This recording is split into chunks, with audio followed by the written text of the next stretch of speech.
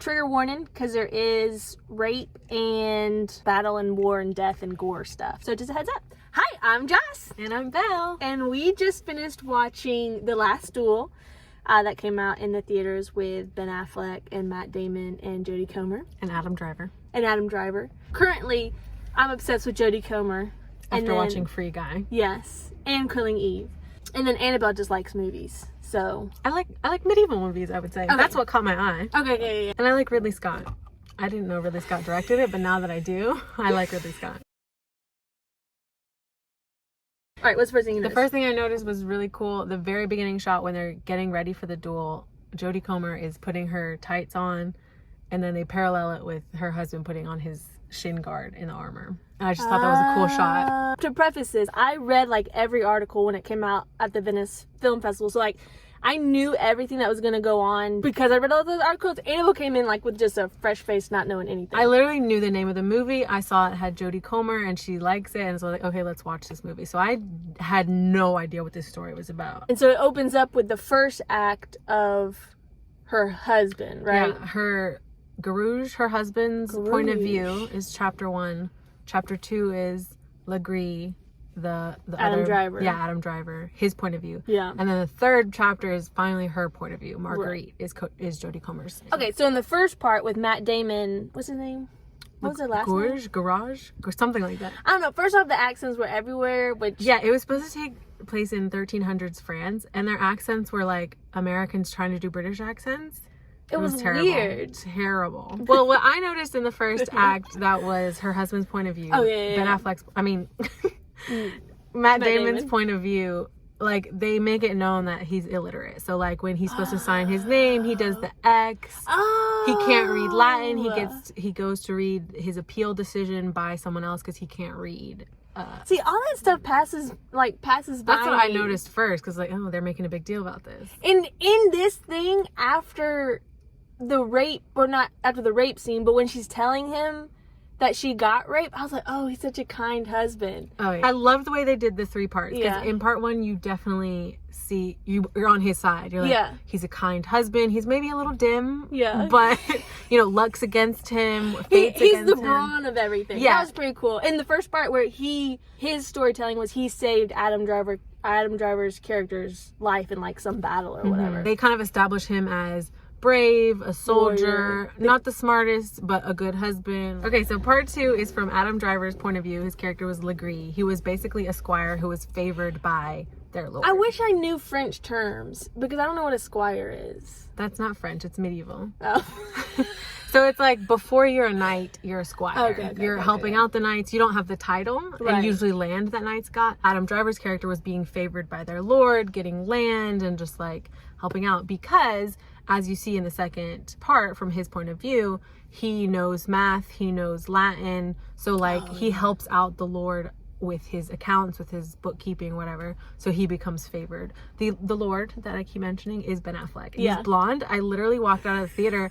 I saw Ben Affleck come up in the credits and I was like, wait, who was he? I didn't realize he was blonde. I didn't recognize him when he was blonde. Yeah. Anyways. One thing that I wrote this down in the movie theater is there's like, I want to call it a baby shower because it kind of was like a baby shower. Like whenever they came back after that year long, Matt Damon's character comes and like, he and Adam Driver had like all this beef or whatever, and they come and they like make amends.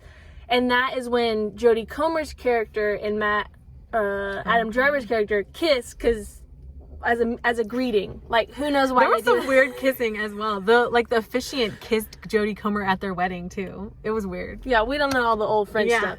Anyway, but they kissed on the lips, and Annabelle was like, they're gonna bang later. And I was like, I didn't know she didn't know anything. I knew everything. I was like, oh no, because as they shot it in Adam Driver's character, Jodie Comer kissed Adam Driver, like, because that's how he recollected it or whatever. Recalled it. During the second part, from Adam Driver's point of view, Jodie Comer's giving him looks. They're having a flirtatious conversation. They're more matched intellectually. She can read and Adam Driver can read, her husband cannot. So like that's what they focus on because it's from his point of view. They have a lot of sex parties and orgies with Ben Affleck's character and Adam Driver's character, and obviously women as well. So they kind of establish this like medieval culture of like, in my opinion, it's, you know, ladies who are going to be having sex with these men anyway, but they're kind of giving them the running around. They are saying no, but it's like playful, at least in this established point of view. Obviously, we don't know the real story. Yeah. Because it's from his point of view.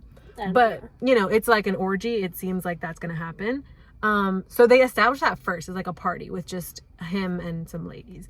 So then when the actual rape scene comes with Jodie Comer, Adam Driver sees it as that. So like he sees her playfully take off her shoes and dart up the stairs and like playfully shut the door and like giggling and saying no and stuff like that, which he sees as this game, right? That he's done with these other ladies that we assume is consensual of some sort. So they establish that, and then we see it happen again with Jodie Comer. He obviously has like professed his love and then sees this as the consummation of their love. He was trying to be like Mr. Darcy.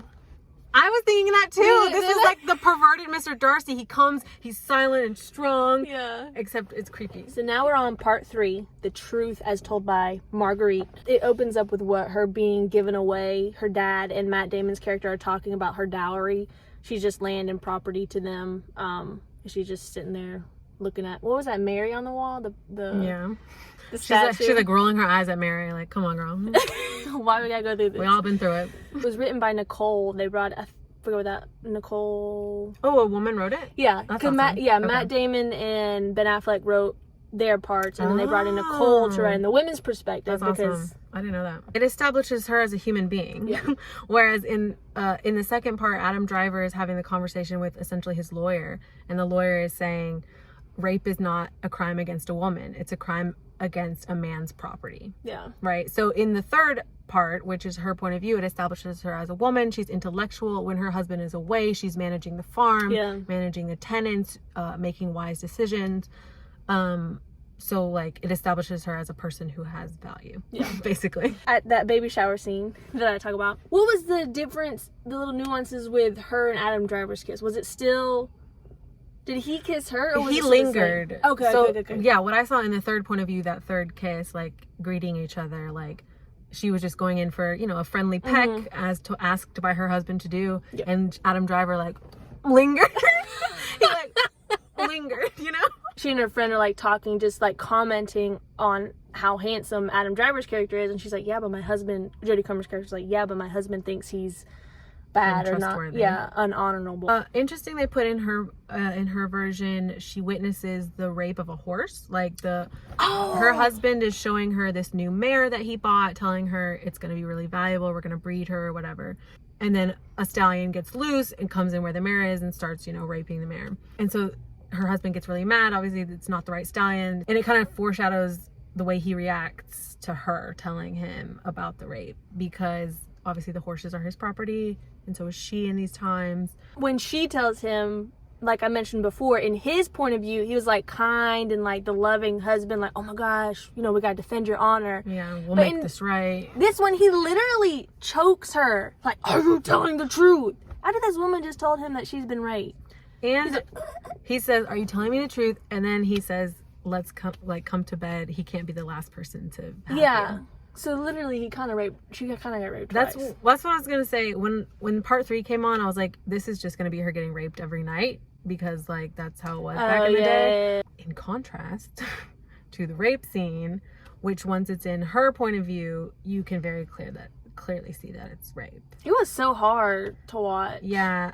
You see all the things that Adam Driver sees as flirtatious, as like her saying no. She's like, get out of my house. Scaredly running up, her shoes fall off. Her shoes fall off because she's fleeing. Like, she tries to slam the door. She's screaming and crying, not just like, no. That scream was like... Yeah.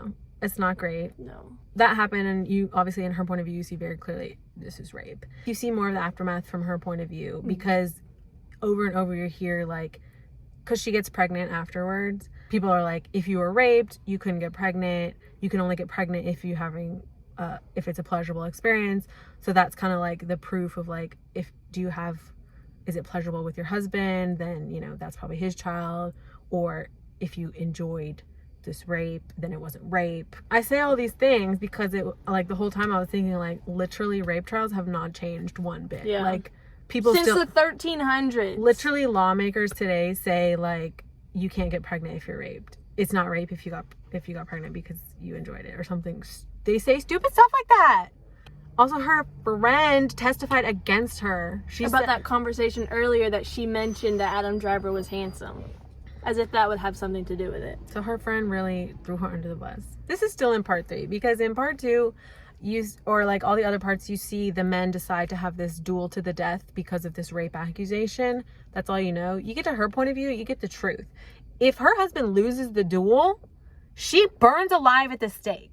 She calls her husband out on this. Like, you have to agree, like, he just wants to fight his enemy. Who cares if it's my life on the line too? Because the whole thing, honestly, is because Matt Damon and Adam Driver just have continual beef. Like, in that vein, you can also say Adam Driver doesn't even have, obviously he's not in love with her, like he confesses his love, but you could argue he's not even attracted to her. He just wants to take Matt Damon's property again, because he took a piece of property that was part of a dowry. Like, he's taking a captain position that was supposed to be Matt Damon's, and then he takes his wife, which is his property.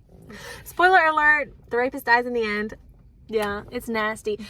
We should probably talk about that, because Ridley Scott is like known for his whatever. The battles were like cool, battle-y. But the duel was pretty cool, I thought. Yeah, like on the horses. The duel was and, really like, cool. Jousting and all that stuff. And Jodie Comer, like Annabelle said earlier, did you say that earlier? She was stood in the platform. Yeah. They were ready to burn her alive. They had her on a platform with straw. She was shackled. They were ready to burn her alive the second her husband died, if he died. I don't know if this is insensitive, but she had a really nice outfit on. Was that neck thing part of the outfit, or was that what was holding her? Because didn't they say something about her neck? Or no? She was shackled at her feet. Okay. I think she did have a nice outfit. I mean, wouldn't you dress up to your execution? Matt Damon wins. Thank God. The rapist dies in the end. Jodie Comer doesn't have to get burned alive at the stake. Like a witch. Like a witch.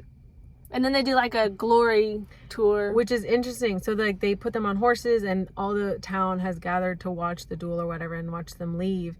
And literally Matt Damon is like blessing children. Like everyone's cheering for him. He's looking out like, oh, look at me.